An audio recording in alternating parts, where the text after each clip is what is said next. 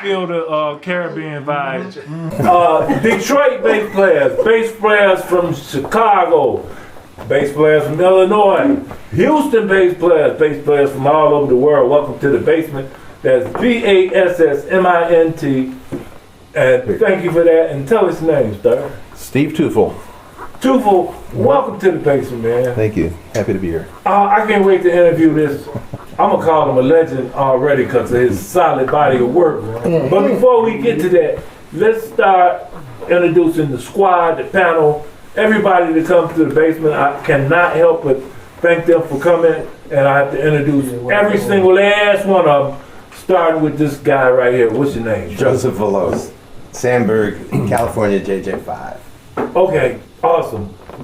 Tell us your name. Pope Star B. Pope. What you got in your hand, bro? Jackson copy, Popetized, Pope Knotted, Popalicious. Okay, where do you live, Pope? Oh, I'm in Belleville. Where do you live? Belleville, where the water's fine. No. We're the Belleville brothers. Yeah, no wonder you guys are sitting there. It's a Belleville thing. Belleville, Michigan. Yes. Next to them, tell us your name. Derek Farr from Warren, where the water is not fine. I hate to say this, but Warren, you do be on the news. Oh yeah, I realize that. We used to celebrate it. Now it's in the appearance.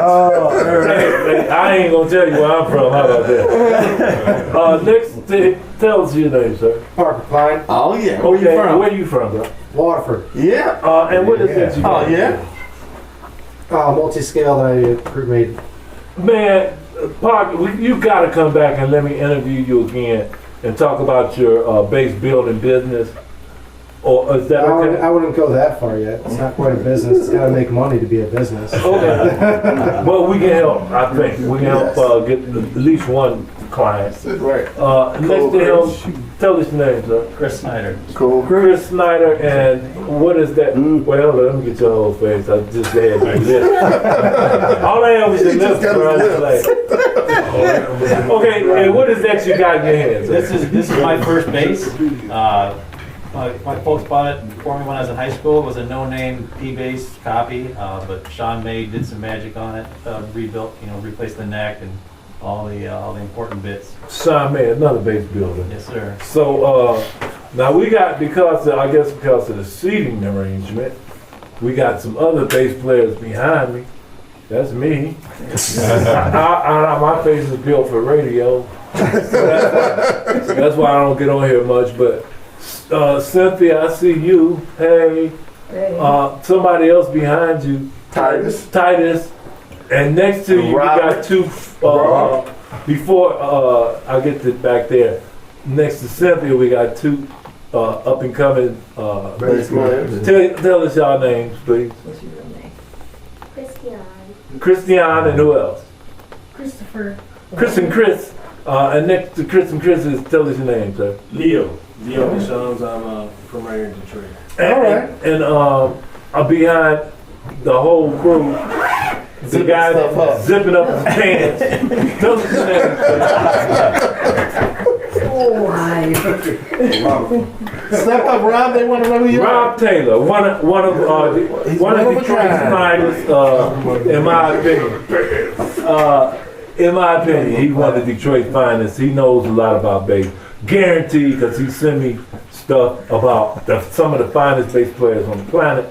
On this side, my plug hand side, tell us your name, sir. Joe Sanchez. Joe Sanchez, all the way from Rockford, Illinois. Thank you for coming to hang out in the basement. Next to him, tell us your name.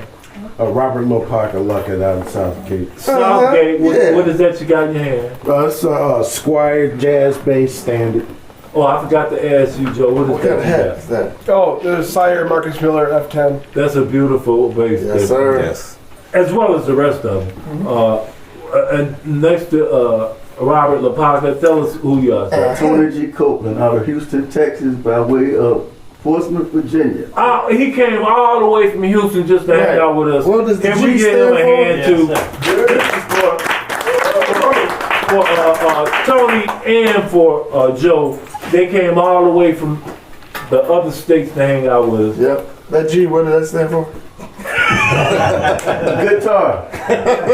Freddie G. I mean Tony G. Tony G. And next Freddie thing, G. Freddie G.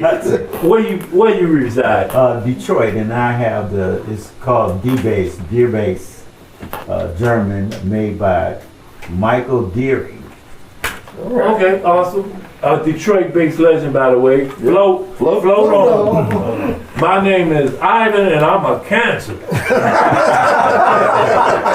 Okay, that's one of my favorite. I swear that's one of my favorite bass lines. And as a kid, playing that, Yes. it was awesome. And now I'm hanging out with him. And tell us your name, sir. Stephen C. Our gracious host, thank you for letting us use the basement for these fine shows. Thank you, Steve. And sorry about that, Steve. Another Okay. Steve. G. Sorry about that, Steve, but I have to introduce the squad. Absolutely. So, my first question is, when did you start playing the bass? And why? Well, I didn't start playing bass until about 9th grade. I've been playing other instruments for a long time. Came up in a musical family. But why it was just felt really natural to me. Some of my earliest memories as a kid was listening to my dad play the organ. He was a big organ player, big Hammond organ. And, with the Leslie speaker. absolutely, yep.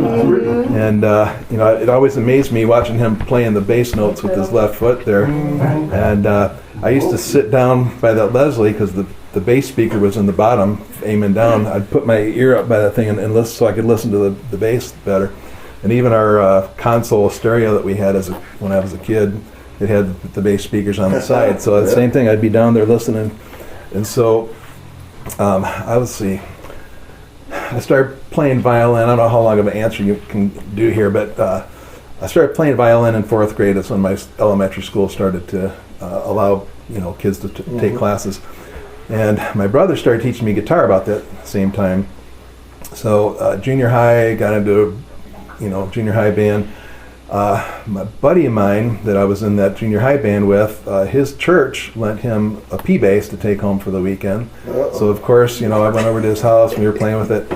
And that's really what caught me was we were playing with that thing and I realized that, man, I could play any note that he's playing in that chord and it still sounds pretty cool. And I could change how his chord sounded just by how I was playing, And so it just sucked me right in, and the rest is history, Well, look, Steve, the second question, I've been dying. I wanted this to be the first question. What is that you got in your hand, Michael? Well, this is one of my favorite basses. It's a 94 Kent Smith. That's a BMT Elite. They only made about 100 of them from what I understand. And I bought it brand new in 95 from Huber and Breeze. He had the thing hanging on the wall for about a year, and it was so expensive nobody wanted to buy it, So one day I just said, man, why don't you make me a good deal on that thing? I'll take it out of here.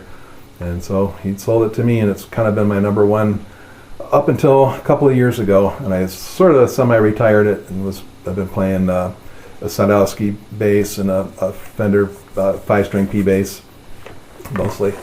That is like, I've been teasing him that that's once you come to the basement, it's my bass, what I'm saying? but that's a fine instrument, in my opinion. Thank you. And it's an unmistakable sound. I don't know what Ken does to his bass to make them sound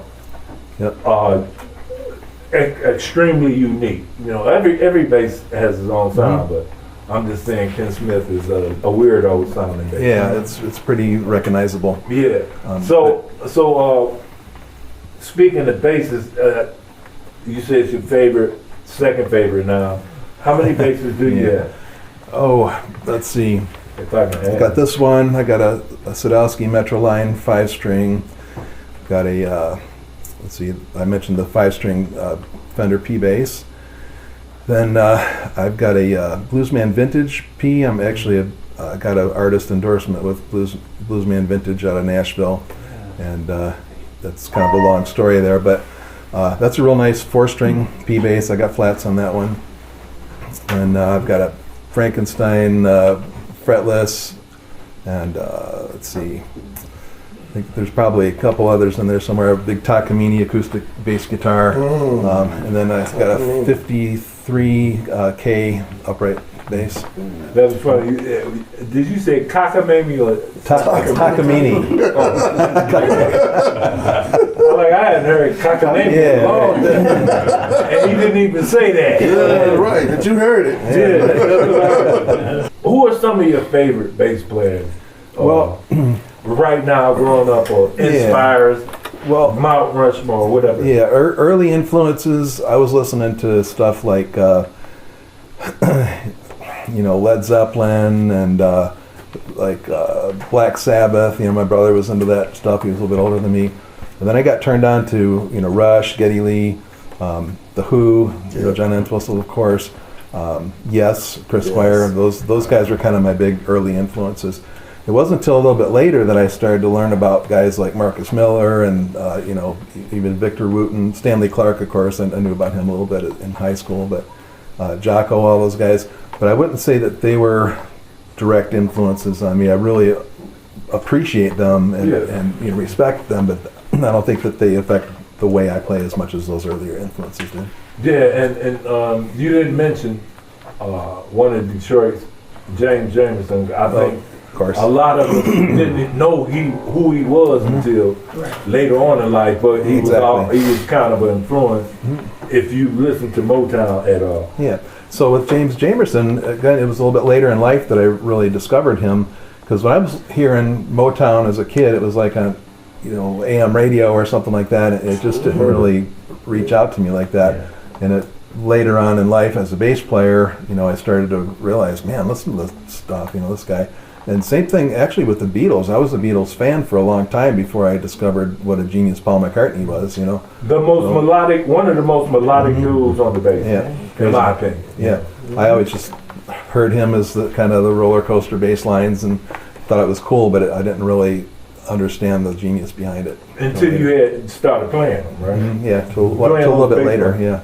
But you have a rich history of playing bass, your body of work, man. Could you tell us about some of the people and some of the work that you do and done? Well, sure. Most of my earlier years, I was, either playing like in church. In fact, I met Steve Burkhalter here because we went to the same church, and I think he was kind of relieved that another bass player started going there, so he didn't have to play every Sunday. But I played in a lot of just rock bar bands in the Detroit area, and I was lucky enough to get with some pretty good bands. Moon Pie Fontana, for example, they were pretty big in the A circuit there in Detroit. Real powerhouse, classic rock kind of thing. You wouldn't think of classic rock as being that intense, but it was a pretty intense band. Did a lot of country music over the years. I played in Derringer as the house band at the Diamondback Saloon in Belleville. Was there for I think 3 years or so, something like that, as the house bass player. Belleville. And then let's see, Arnie Newman and Sundance. That guy, he went on to play with Shenandoah as their guitar player when their guitar player got injured. Actually, it was Alan Jackson's guitar player got injured, and Shenandoah guy went to Alan Jackson, and Arnie got that gig. So I played with a lot of people that played with the big guys. I never got to play with the big guys, though. I played with Molly Hatchett's keyboard player a few times and stuff like that, but I never got to play with Molly Hatchett, you know what I mean? I did quite a bluegrass stint on the upright bass for a few years when I lived in Kentucky. I'm a chiropractor, and so a lot of my patients were like bluegrass musicians in that northern Kentucky area. And so I got to know them, and they found out I was a player, and so I got to do a lot of gigs. Same thing there. I played with a lot of guys that played with the greats, but I never got to play with the greats, you know. Later, let's see, I kind of quit playing for a while when, let's see, for several years. My practice in Kentucky was kind of suffering. There was a lot of changes in the healthcare system and stuff, so I decided to close my practice. And I taught for a couple of years, like high school sciences, and then so on and so forth. But when I moved back to Michigan here just a few years ago, my wife contacted this guy by the name of Alan Turner, who was kind of friends of hers before. But Alan is a Nashville recording artist. He's got probably 7 or 8 CDs out, something like that. He's a member of the Michigan Country Music Hall of Fame and stuff like that. He's got a bunch of videos. You can look up Alan Turner. But I was kind of nervous for the audition because I hadn't picked up my bass in several years. So I went and auditioned and got the gig, luckily, and that kind of got me back into playing again. He did a lot of good gigs, big festival gigs and that kind of stuff. But the main thing he was doing was this Kenny Rogers tribute band called The Gambler Returns, Ultimate Kenny Rogers Tribute. And that thing, we played a lot, and we were playing all over the country, really. And it just got so busy that I couldn't take time off of work and stuff like that to do it. So he got a new bass player. I'm kind of his fill-in guy when he needs somebody. But that was quite a gig there, and that's partly how that artist endorsement thing came about. Jimmy Buffett. So now, once the Alan Turner thing ended, I was ready to kind of take a break again, and I got a call from a buddy of mine that works at Huber and Breeze also, Robbie Chisholm, and he said, "Hey man, I've got a guy that's looking for a bass player. Can I give him your information?" Yeah, I guess so. And so he called me up, and it's Air Margaritaville, and they've been around for going on 30 years. So, you know, if you've been at all into that kind of scene, you've probably heard of them. Again, like bigger festival type gigs. We don't do like a bar thing ever. No. Because it's just too big of a band. It's an eight-piece band. We've got the steel drums and the aux percussion guy, and you know all the regular pieces too. So you get to do big theaters at the festivals, or the amphitheaters, or outside all that festivals? Yeah, all that kind of stuff. Yeah. So it was fun doing the Kenny Rogers shows because we'd play these nice little restored theaters and stuff like that, and the audience, you know, they'd be, you know, old people holding hands and rocking back and forth to Lucille and stuff. And Alan was really good at portraying the character. He wore the white suit and he had the little short beard, and he'd tell jokes and they'd all laugh and stuff. But the Air Margaritaville thing, that's a whole nother world. It's, you know, coconut bras and parrot hats and conga lines, and you know, it's a whole big fun fest every time. It's just big fun. Any Spinal Tap moments or moments of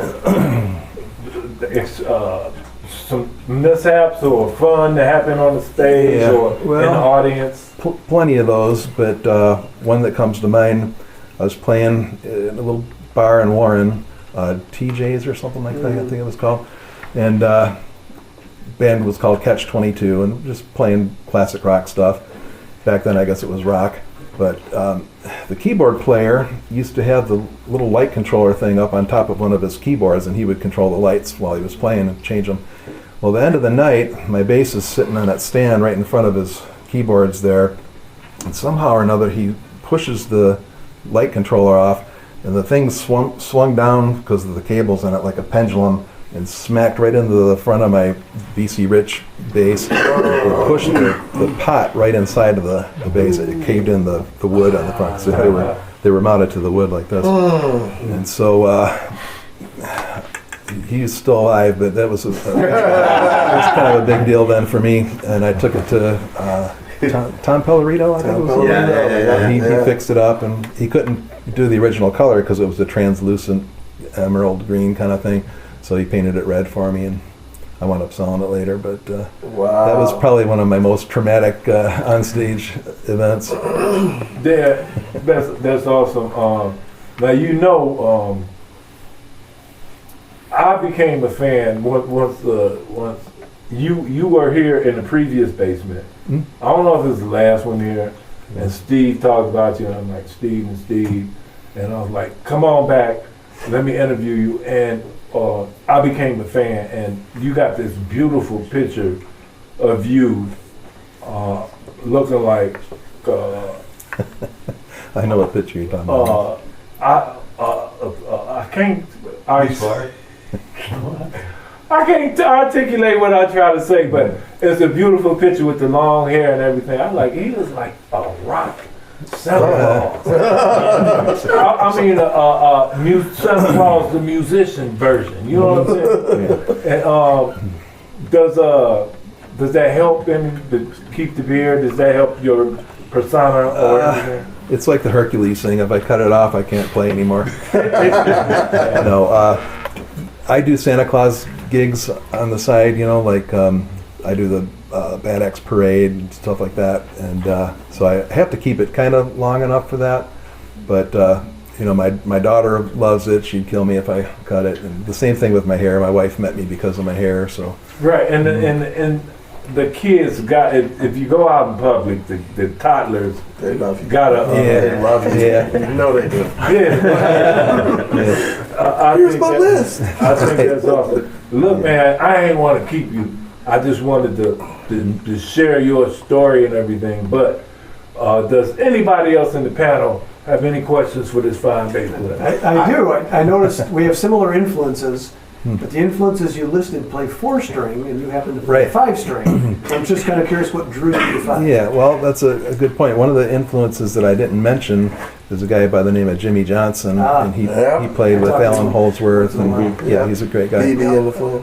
Yep, Slim and the BBs, yep, and he did a lot of stuff with James Taylor and stuff like that. Well, actually, Steve, back when we were playing in church together, he mentioned something about wanting to get a 5-string. And I was thinking, man, I can't even really deal with this 4-string. You know, why would anybody need a 5-string? Well, I was listening to an Alan Holdsworth album, and I'm hearing this guy play this beautiful bass stuff, and he's hitting these low notes really tastefully. They're just like seamless into the whole bass lines. I'm like, that's why you get a 5-string. So it was Jimmy Johnson playing on the Alan Holdsworth records. playing that. Is this close? You do inspire I me. do want to say something about Steve in the selling running himself until you- short a little bit on the church thing. We were at a church called the Brotherhood Church in Royal Oak, and this was in the 80s. This church was probably one of the only white suburban churches in the Detroit area that had a drum set. I mean, back then, you know, if you brought an acoustic guitar into most white suburban churches, you know, they would have taken you out back and stoned you for being of the devil, you know, playing devil rock and roll music. And our pastor loved Andre Crouch, and he loved, you know, gospel and the newer stuff. It was kind of a hippie church, and we drew a lot of really good musicians. And one of the guys we drew in, we had no idea at the time, his name was Randy Coriel, keyboard player. Randy Coriel played with Frank Sinatra on My Way in the recording studio. Wow. He played with the Wedding Bell Blues, the old Fifth Dimension song. He was a keyboard player on that. Wow. And he played with the Imperials, which was a Christian band that was big in the 70s and 80s. He had a Grammy Award from playing with the Imperials. And we played with him almost every Sunday. I mean, just phenomenal. And the musicianships, the drummer was a guy named Rob DiTillo. Yep, great. And Rob was house drummer at Baker's for a while. Ooh. Really good drummer. He used to play with a Christian band called Jubal, which was one of the first Christian bands in the Detroit area. With Rufus Harris. With Rufus Harris, yeah. Oh, yeah. And ask Rufus about Rob. Rob could play drums. And we had just some phenomenal people that we got to play with and learn from. So I just wanted to say that. I was so glad when we hooked back up again. Yeah, me too. Yep. That is awesome. That is awesome. Okay, we got another question here. When I saw you, you remind me of, I said, did you ever play with ZZ Top? You get that all the time? Yeah, occasionally. I've got a good couple of buddies that have a ZZ Top tribute band. Yeah. Their bass player is even more ZZ Top looking than me. They got the fuzzy guitars that spin and all that stuff. Wow. I was gonna But they're called Thunderbeard because the Thunderbird was one of their songs, and they've all got the they've got the beard. So Thunderbird. But they're really good. Talk about a good drummer. Rob Dotto is their drummer, and he's as good as they get. Any more questions? I'm gonna ask the normal question. I'm gonna ask, what strings you got on there? So these are kind of old because, like I said, I retired this bass, but I've been using elixirs on pretty much everything because my hands get a little sweaty sometimes, and we do mostly outdoor summertime gigs, and sometimes it's like Bake the Band day. Everyone's just roasting. Yeah. And I like a fresher sounding string. As soon as they start getting kind of dull, I change them. Yeah. But elixirs, I can get just about a whole season out of a set, and not have to change them every couple of gigs. And they start to die out a little bit. These are ready. If I were playing the bass again, I would probably change them. But yeah, elixirs. Those full round wound or are those half wound? They're round wound. Okay. They're the lightest coating. They're called nano webs. Okay. And So I was gonna ask that had a nickel. coating on there. Yeah, they're nickel wound, and there's a little thin coating, and it keeps the grime from Getting penetrating in there. Yeah. But yeah, I used to change them all the time, and in fact, I used to boil my strings too when I was younger. I had my own pot for it, but they'd come back a little bit. But with the elixirs, you just run them until they're dead and change them out. They're a little bit more expensive, but they last and last. Any more questions for the fine bass? I have an alternate to boiling strings. We'll do it for South Steve's. Okay.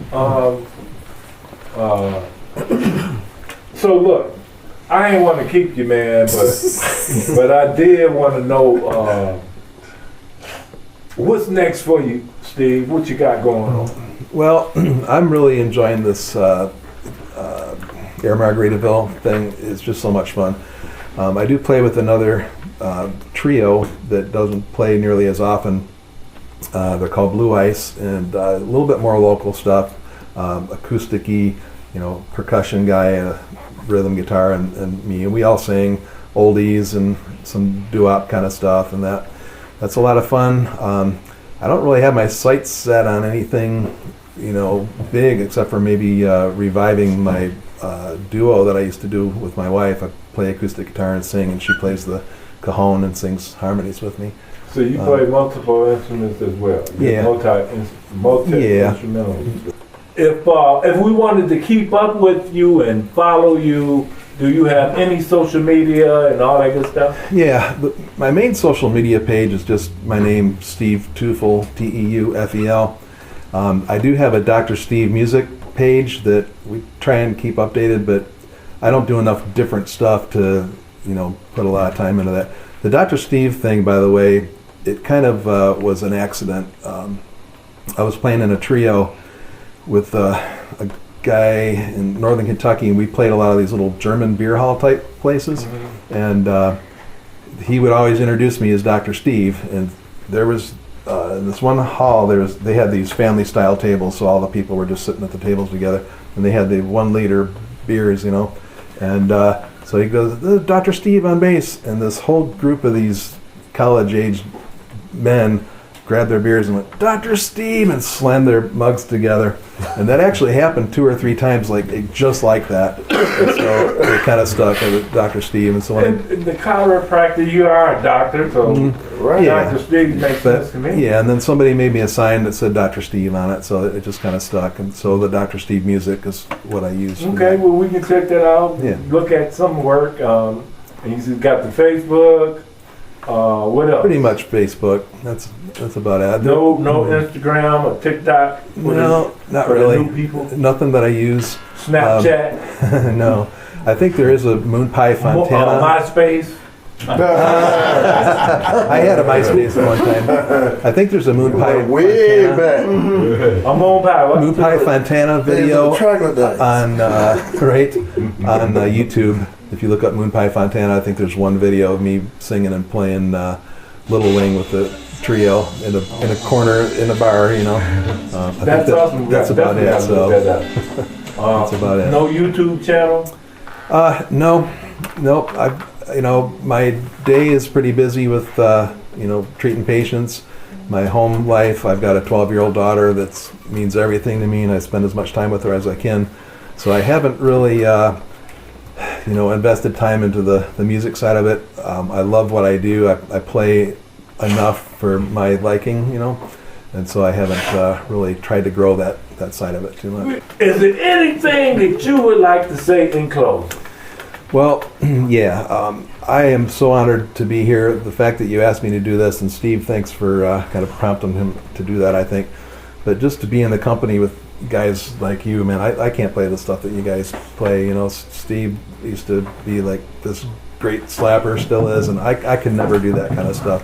And I've got just huge respect for you guys that can play like that. You know, I do what I do. I'm good at being solid in a band, but man, I can't do that kind of stuff. So just to be in the presence of you guys, it means a lot to me. I really enjoy your company and happy to be here. So thank you. Yes, that I appreciate you coming.